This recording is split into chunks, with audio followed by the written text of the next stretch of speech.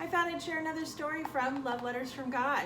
And this week, I know that on Sunday we heard a story about Jesus and his disciples in a storm. This is a different storm. I wonder if you remember this story. Let's tune in and see. First, it's called Wind and Waves.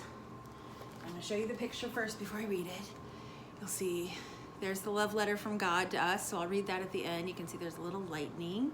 And then over here, there's Jesus and his disciples in a boat. And what does it look like Jesus is doing?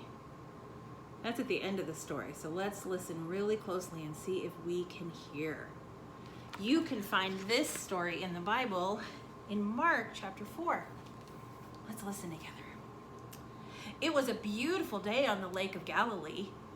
Golden sunlight danced on the waves, and a gentle breeze whispered softly in the air. Small waves rippled quietly across the waters.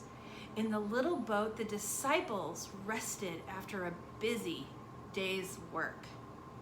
Jesus put his head on a comfy cushion and closed his eyes. All was peaceful, quiet, and calm.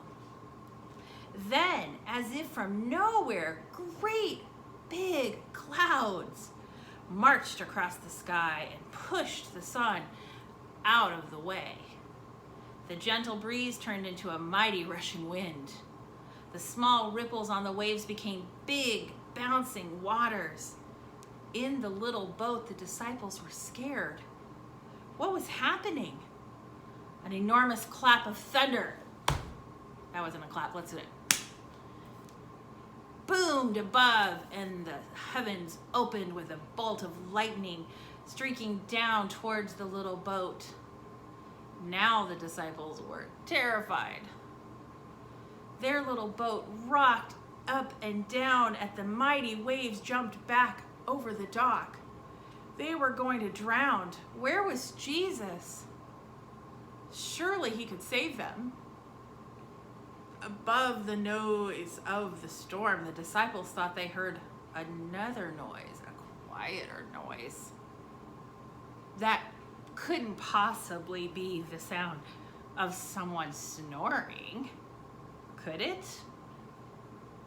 But it was. Jesus was fast asleep.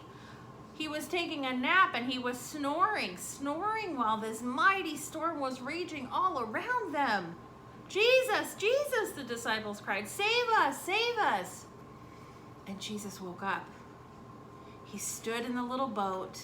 He held his hands out over the rushing waters. And with two tiny words, he said, be still. And the most amazing thing happened. Those crashing, thundering waters became small waves again. That mighty rushing wind turned back into a gentle breeze. Those great big clouds curled away and the sun slid back where it belonged.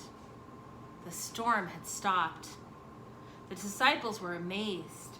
Who was this man who could calm the wind and stop the waves? This man was Jesus, the Son of God. God's wonderful word out of this is, I will take hold of your hand. And that's from Isaiah 42:6. Now, the love letter from God says, dear beloved, that's you, that's me. Wow, how scary for those disciples to be in that little boat in the middle of a storm. Are you ever afraid of a storm or the dark or being alone? Do you remember in that